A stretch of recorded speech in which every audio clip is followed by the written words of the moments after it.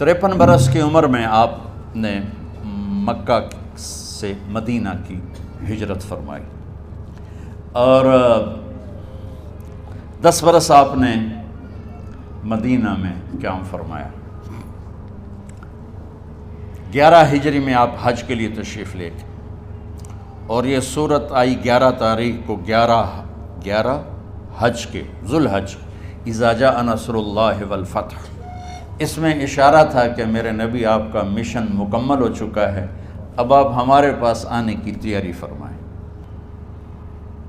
29 محرم صفر 29 صفر عصر کی نماز کے بعد ایک جنازہ تھا۔ اس جنازے کو پڑھانے کے بعد اس کو دفن کے لیے آپ جنت البقیع تشریف لے گئے۔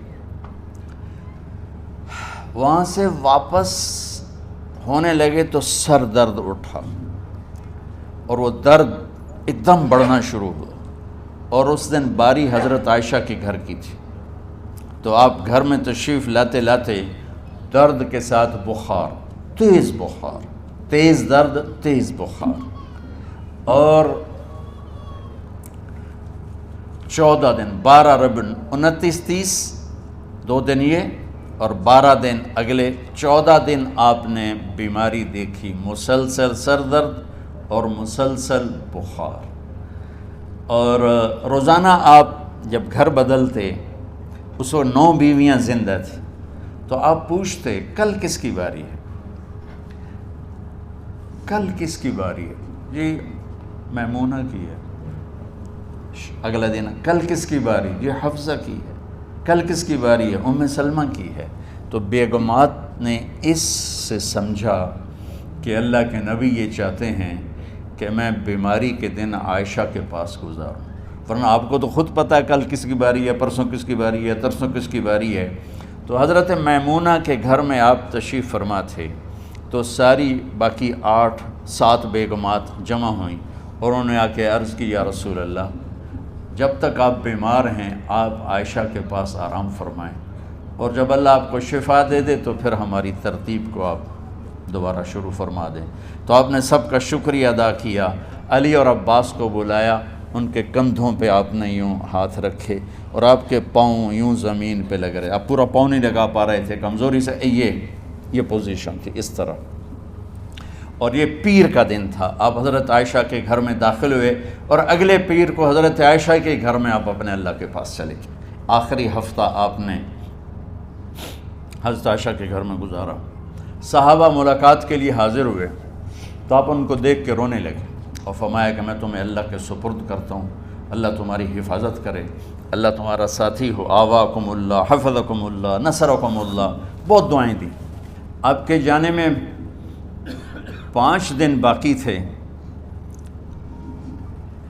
تو آپ نے فرمایا مجھے 7 کنوؤں کے پانی سے غسل کرواؤ۔ تو 7 کنوؤں سے پانی لایا گیا مشکیزوں میں بھر کے۔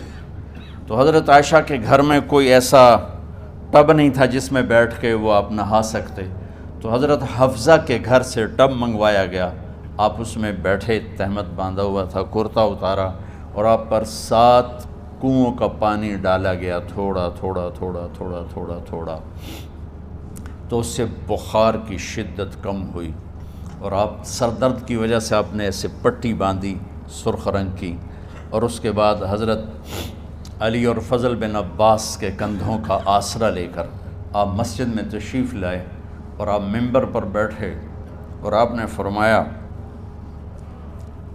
لوگوں میرے جانے کا وقت آ چکا ہے، میں نے کسی پر زیادتی کی ہو، کسی کو تھپڑ مارا ہو، کسی کو چھڑی ماری ہو، کسی کا حق دبایا ہو، تو میں اپنی جان کے ساتھ، مال کے ساتھ حاضر ہوں، مجھ سے یہیں بدلہ لے لو، آخرت میں میرے خلاف کوئی دعویٰ نہ کرنا، میں آخرت کے حساب کو برداشت نہیں کر سکتا۔ جن کے طفیل لوگوں کا حساب معاف ہوگا، جن کی طفیل، جن کی شفاعت پر لوگ بے حساب جنت میں جائیں گے، وہ روتے ہوئے فرما رہے ہیں کہ میں آخرت کے حساب کو نہیں دے سکتا۔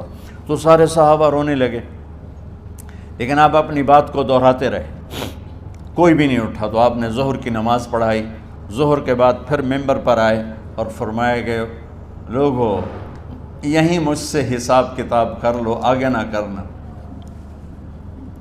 بتاؤ میں نے کسی کا کوئی حق دینا۔ ایک صحابی کھڑے ہو، یا رسول اللہ آپ نے میرے 3 روپے دینے ہیں، 3 درہم۔ تو آپ نے فرمایا دینے ہوں گے ضرور، پر مجھے یاد نہیں، بتاؤ کہ کس طرح دینے ہیں؟ کہ یا رسول اللہ آپ کے پاس سائل آیا تھا، آپ سے مانگا، آپ کے پاس تھے نہیں، تو آپ نے مجھ سے کہا تیرے پاس کچھ ہیں؟ تو میرے پاس 3 درہم تھے، تو آپ نے فرمایا تو دے دے، میں بعد میں ادا کر دوں گا۔ تو کہا ہاں یاد آ گیا۔ تو میرے نبی کے گھر میں تو تیل نہیں تھا، ایک چھٹانگ جس سے چراغ جلتا، پیسہ کہاں سے آتا؟ تو آپ کے سامنے آپ کے کزن فضل بن عباس کھڑے تھے، آپ نے فرمایا فضل میرا قرضہ ذمے لیتے ہو؟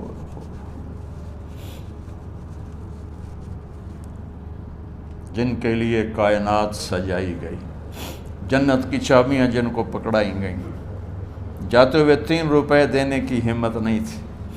کہا فضل میرا قرضہ ذمے لیتے ہو؟ کہا جی یا رسول میں اپنے ذمے لیتا ہوں۔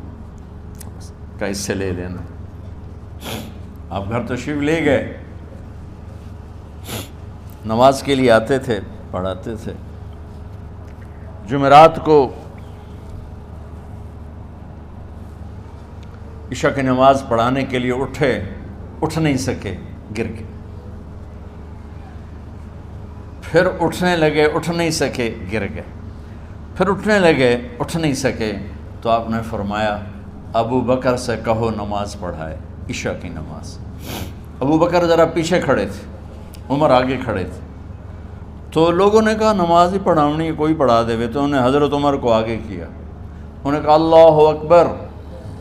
جب حضرت عمر کی تکبیر سنی تو آپ نے اندر سے زور سے فرمایا عمر کو پیچھے کرو، ابو بکر کو آگے کرو، میرے رب کا فرمان ہے میرے مصلی پر ابو بکر کے سوا اور کوئی کھڑا نہیں ہو سکتا۔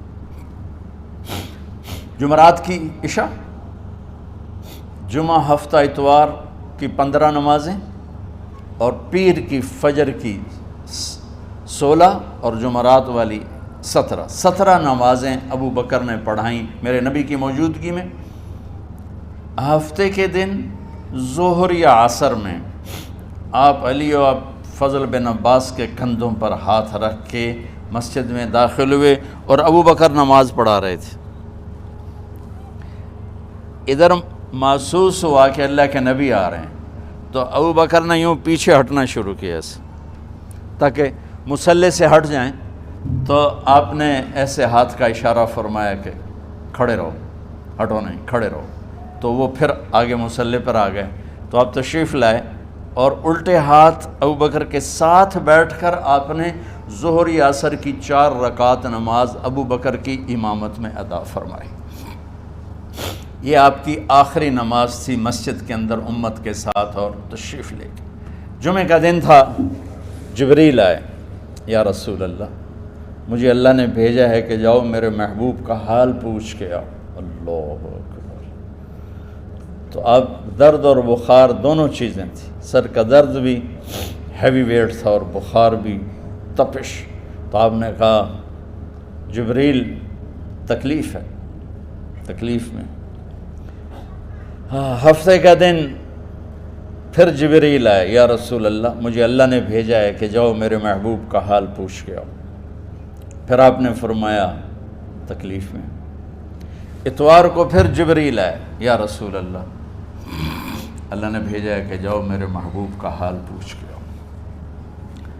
12 ربیع الاول آ گئی، 632 عیسوی اور 11 ہجری، آپ کی طبیعت میں بشاشت آئی۔ تو صحابہ نماز پڑھ رہے تھے، آپ نے دروازہ کھول کے سب کو یوں دیکھا، تو حضرت انس فرماتے ہیں ہم سب نماز میں تھے، لیکن جب دروازہ کھلنے کی آواز آئی اور اللہ کے نبی کا چہرہ، تو ہم سب نماز میں یوں ہو گئے، نماز کے اندر ہی سارے اللہ کے نبی کو دیکھنا شروع کر دی، بھول ہی گئے کہ نماز پڑھ رہے ہیں، ایسے گم ہو گئے آپ میں۔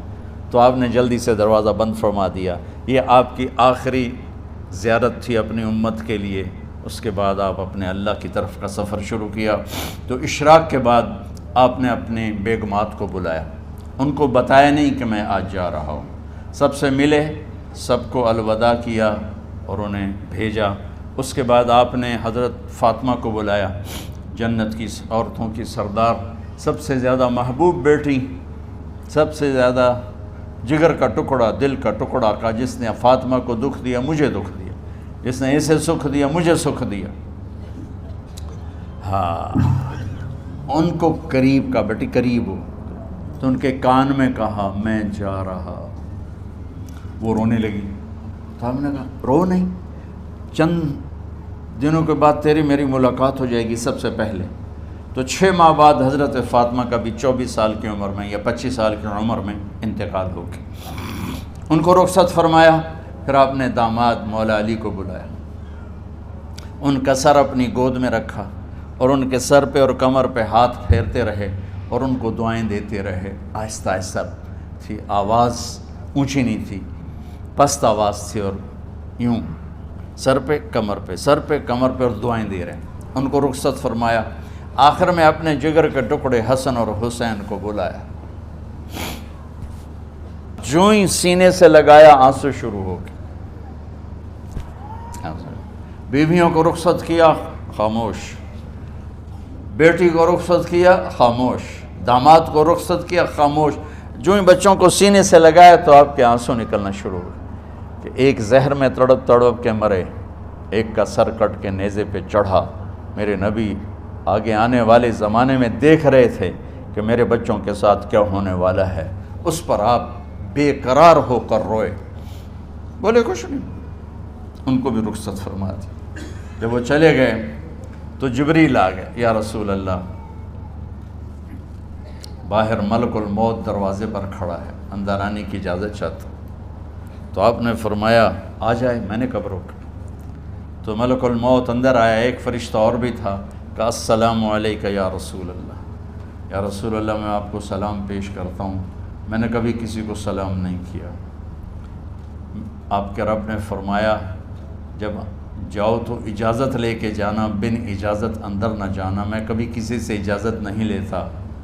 اللہ تعالیٰ نے فرمایا آنا چاہیں تو لے آنا، رہنا چاہیں تو چھوڑ کے آ جانا، یہ اختیار اللہ نے کبھی کسی کو نہیں دیا، آپ پہلی اور آخری ہستی۔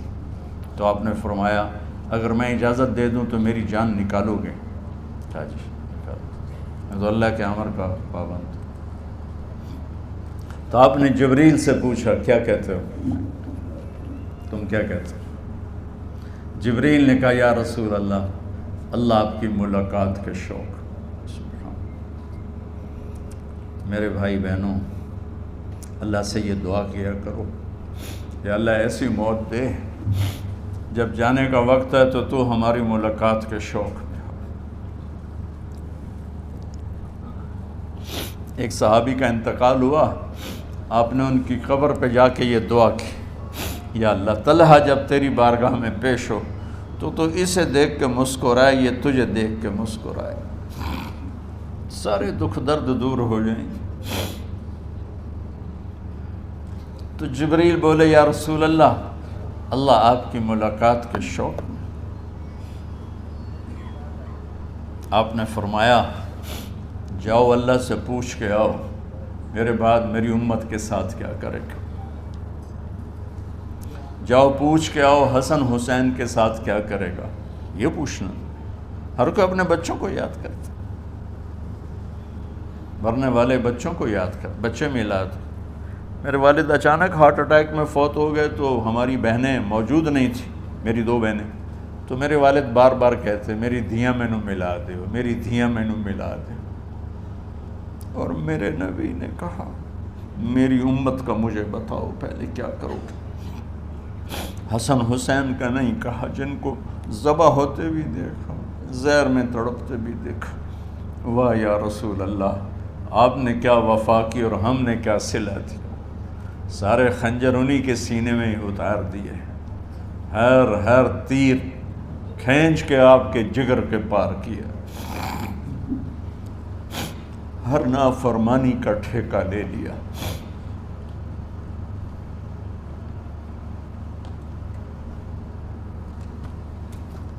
آؤ پوچھ کے آؤ میرے بعد میری امت کا کیا کرے گا.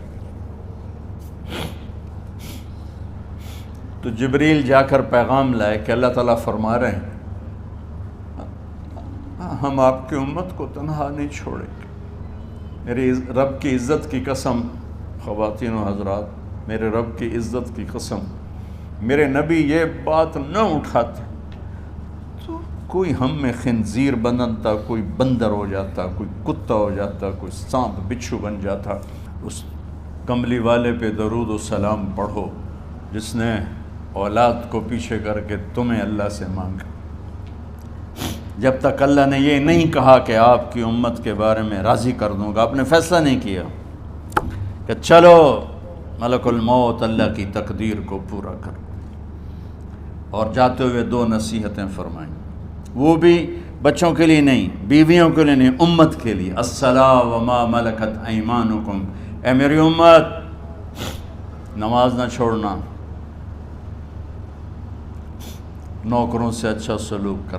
حقوق اللہ نماز، حقوق العباد غریب لوگ کا فرمایا غریبوں پہ ترس کھانا، اپنے نوکر ملازم غلاموں پہ ترس کھانا، اور نماز نہ چھوڑنا، نماز نہ چھوڑنا، نماز نہ چھوڑنا، نماز آخر الفاظ سے نماز نہ چھوڑنا، نماز نہ چھوڑنا، نماز نہ چھوڑنا. اور اب حضرت عائشہ کے سینے پر اس طرح نیم دراز تھے. حضرت عائشہ یوں سیدھا بیٹھی ہوئی تھی. اب فرمایا کل مجھے فخر حاصل ہے، مات فی سحری و نحری، میرے نبی نے میری گردن اور سینے کے درمیان اللہ کو جان پیش کی. آپ اس طرح نیم دراز تھے. تو تھوڑی دیر پہلے عبد الرحمن بن عوف آئے، آپ کے عبد الرحمن بن ابو بکر آئے، آپ کے ہاتھ میں تازہ مسواک تھا. تو آپ مسواک بہت فرماتے تھے. تو آپ اتنے کمزور ہو چکے تھے کہ بولا نہیں جا رہا تھا. تو آپ کی نظریں مسواک پہ ٹک گئیں، دیکھے جا رہے ہیں، مسواک کو دیکھے جا رہے ہیں. حضرت عائشہ نے محسوس کیا کہ نظریں مسواک پر ہیں. تو کہا یا رسول اللہ اب مسواک کرنا چاہتے ہیں. تو آپ نے تو حضرت عائشہ نے اب بھائی سے لے کر وہ لکڑی اور اپنے منہ میں چبائی اور آپ کے منہ میں اس طرح کر کے خود چلائی. کہا میں وہ خوش قسمت ہوں جس کا لعاب آخری غذا تھی جو میرے نبی کے منہ میں گیا، وہ حضرت ام عائشہ کا لعاب مبارک تھا. اور پھر اس کے بعد اگلا یہ سارا واقعہ ہوا. تو آپ نے کہا الصلاۃ وما ملکت ایمانکم، ایک نماز نہ چھوڑنا، ایک اپنے نوکر نوکرانی غلاموں سے اچھا سلوک کرنا، اور پھر اللہم الرفیق الاعلی، یا اللہ بلا لے. جب آپ نے اعلان کیا کہ چلو تقدیر کو پورا کرو، تو جبریل بھی غمگین ہو کر کہنے لگے یا رسول اللہ پھر میرا بھی آج دنیا میں آخری دن ہے، آج کے بعد میں بھی کبھی اس دنیا میں لوٹ کے نہیں آؤں گا، یعنی وحی کے ساتھ. آپ کی آنکھیں بند ہوئیں. حضرت عائشہ رضی اللہ تعالیٰ عنہ کی چیخ نکلی تو ساری بیگمات دوڑی آئیں. تو آپ کی منزل پوری ہو چکی تھی. تو آپ کو لٹایا گیا اور چادر ڈال دی گئی. ابو بکر رضی اللہ تعالیٰ عنہ اپنی دوسری بیگم کے پاس گئے تھے، عوالی، 3-4 میل. پتہ چلا تو وہاں سے گھوڑے پر وہ دوڑتے ہوئے آئے اور آ کر آپ کے ماتھے سے چہرے سے کپڑا ہٹایا اور آپ کے ماتھے پر بوسہ لیا. تو آپ کے آنسو ماتھے پر گرے. کوا و نبیہ وا خلیلا وا صفیہ، ہائے میرا نبی، ہائے میرا دوست، ہائے میرا خلیل، ہائے میرا جگر. کہ یا رسول اللہ آج کے بعد آپ کوئی دکھ نہیں دیکھیں. جب آپ درد سے بے قرار تھے اور بی بی فاطمہ رضی اللہ تعالیٰ عنہ ساتھ بیٹھی تھیں، تو آپ کی بے قراری کو دیکھ کر وہ رونے لگی کہ ہائے میرے ابا کا درد، ہائے میرے ابا کا درد. تو میرے نبی نے کہا ما علی ابی کی کرب بعد اليوم، بیٹی آج تیرے باپ کے دکھ کا آخری دن ہے، آج کے بعد کوئی دکھ نہیں دیکھیں گے. تو صدیق نے کہا آپ آج کے بعد کوئی دکھ نہیں دیکھیں گے. اب تشریف لے گئے مسجد میں تو کوہرام مچا ہوا تھا، کچھ گمسم تھے، اور عمر رضی اللہ عنہ تلوار اٹھائے ہوئے تھے. جو کہے گا اللہ کا نبی فوت ہوگا میں سر اڑا دوں گا، وہ فوت نہیں ہوئے، وہ اللہ کے پاس گئے. ایک جنونی کیفیت پیدا ہوگی، وہ واپس آئیں گے، سارے کفار سے جہاد کریں گے. تو ابو بکر ممبر پر آئے، کہا عمر بیٹھ جاؤ. عمر کہنے لگے نہیں بیٹھتا، انکار نہیں بیٹھتا، اور تلوار ایسے. سبحان اللہ، واہ صدیق واہ. آپ نے ممبر پہ کھڑے ہو کر کیا سونے سے بھی لکھے جائیں تو کم ہے، قیمت اس سے زیادہ ہے. میرے صدیق نے کہا لوگو من کان یعبد محمدا فإن محمدا قد مات، جو محمد کی پوجا کرتے تھے تو آج محمد کو اللہ نے موت دی تھی۔ ومن کان یعبد اللہ فإن اللہ حی لا یموت، اور جو اللہ کی پوجا کرنے والے ہیں وہ یاد رکھو ان کا اللہ زندہ ہے، موت سے پاک۔ پھر آپ نے انک میت وانہم میتون، میرے محبوب آپ کو بھی موت آئے گی اور ان سب کو موت آئے گی۔ حضرت عمر فرماتے ہیں جب میں نے یہ آیت سنی تو میں یوں نہیں گرا، ایسے گرا سیدھا، ٹانگوں سے جان نکل گئی تو یوں گرے ایسے یوں، اور کہنے لگے مجھے یقین ہو گیا کہ موت آ گئی اور اللہ کے نبی ہمیں چھوڑ کے چلے گئے۔ غسل کون دے، کیسے دے؟ اہل بیت نے غسل دینا تھا۔ آپ کے کپڑے اتار کے غسل دیا جائے یا جو آپ نے کپڑے پہنے ہیں اسی میں غسل دیا جائے تو پریشان ہے، کیا کیا جائے؟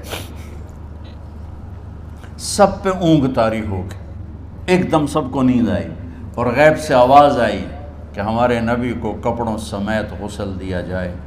آپ کے بدن مبارک سے کپڑا نہیں اتارا، کوئی اتارے نہیں، تو اس آواز پر سارے بیدار ہوئے۔ تو حضرت عباس، فضل بن عباس، شقران آپ کے غلام، اور اسامہ بن زید اور علی بن ابی طالب آپ کو غسل دینے والے تھے۔ حضرت علی آپ پر پانی ڈال رہے تھے اور فضل بن عباس جسم کو مل رہے تھے، اور حضرت علی ساتھ ساتھ روتے ہوئے یا رسول اللہ آپ نے ہی ہمیں صبر کا حکم دیا، اگر آپ ہمیں صبر کا نہ کہتے تو آج ہم دنیا کو رو کے دکھاتے، اور آج ہم دنیا کو اپنا غم دکھاتے کہ کس طرح غم کیا جاتا ہے۔ اور یا رسول اللہ آپ کے جانے پر وہ نقصان ہے جو قیامت تک نہ پہلے ہوا نہ بعد میں ہوگا کہ آپ کے بعد نبوت کا دروازہ بند ہو گیا۔ اس طرح پانی بھی ڈال رہے تھے اور روتے بھی جا رہے تھے، اور فضل بن عباس وہ آپ کے پہلو بدل کر ہاتھ مل رہے تھے، ہاتھوں سے مل رہے تھے۔ قبر کے کھودنے کا وقت آیا تو وہ لحد ہوتی ہے، کھڈا کھود کے پھر سائیڈ میں کھڈا کھودا جاتا ہے، اور ایک ہوتا اسٹریٹ جیسے ہمارے ہاں ڈال کے اوپر وہ سلیب ڈال دیتے ہیں، تو کیسے بنائی جائے؟ تو ابو طلحہ رضی اللہ تعالیٰ عنہ قبر بناتے تھے وہ والی لحد والی، تو فرمایا جو پہلے آ جائے گا نا وہی قبر تیار کر لے۔ تو ابو طلحہ پہلے آ گئے تو لحد والی قبر تیار کی گئی، اور آپ کے کفن دینے کے بعد وہی وہ سب چلے گئے۔ اس کے بعد باری باری اہل بیت، ان کی خواتین، ان کے بچے، پھر مہاجرین، ان کے خواتین، ان کے بچے، ان کے نوکر، پھر انصار، ان کی خواتین، ان کے بچے، ان کے نوکر۔ تو پیر اور منگل یہ 2 دن سارے گزر گئے، اور منگل کو عشاء کے بعد جا کر یعنی بدھ کی رات آپ کی تدفین کا وقت آیا۔ تو جب آپ کو قبر میں اتار دیا گیا تو مغیرہ بن شعبہ رضی اللہ عنہ کھڑے تھے، انہوں نے اپنی انگوٹھی اتار کے اندر پھینک دی لحد۔ تو پھر کہنے لگے علی یہ میری انگوٹھی نیچے گر گئی ہے، اٹھا لوں۔ ایک بہانہ کیا نبی کو بوسہ لینے کا، انگوٹھی پھینک کر فرمانے لگے علی وہ میری انگوٹھی گر گئی ہے، اٹھا لوں۔ سب دیکھ رہے تھے کہ پڑی ہوئی کہاں اٹھا لو، تو انگوٹھی کیا اٹھانی تھی، نیچے جا کر اللہ کے نبی کو لپٹ کے اور دھاڑ دھاڑ رونا شروع کیا۔ سب صحابہ کی چیخیں نکال دی۔ انگوٹھی تو ایک بہانہ ہی تھا، آخری شخص جس کا جسم نبی کے جسم سے ٹچ ہوا وہ مغیرہ بن شعبہ ہے۔ تو پھر سب نے شور مچایا کہ باہر نکالو، باہر نکالو، باہر نکلو۔ باہر نکلے تو اینٹیں لگائی گئیں، پھر مٹی ڈالی گئی۔ تو جب واپسی ہوئی تو حضرت انس گزرے تو حضرت فاطمہ کھڑی تھیں، طابت نفوسکم ان حسیتم علی رسول اللہ التراب۔ انس کس جگر کے ساتھ تم نے نبی کو مٹی میں چھپا دیا، کس جگر کے ساتھ تم نے نبی کو مٹی میں چھپا دیا۔ اللہ سے ملا دے۔ قبر دیکھنے کو خوفناک ہے، اگر اللہ راضی ہے، جب کبھی قبر سے ڈر لگتا ہے، بہت ہی لگتا ہے، تو خیال آتا ہے اگر اللہ راضی ہے پھر تو مسئلہ ہی کوئی نہیں ہے، چونکہ اللہ نے اپنے محبوب کو بھی قبر میں اتارا۔ یہ نہیں کہا کہ ایک خوبصورت بیڈ روم بنا کے اس میں لٹا دو، کہا قبر میں اتارو۔ اگر اللہ راضی ہے تو مرنے والی ہو یا مرنے والا ہو تو مزے ہی مزے ہیں۔ یہ سارے دعا کرو کہ جب ہم دنیا سے جا رہے ہوں اللہ ہم پہ خوش ہو، اللہ ہم سے راضی ہو۔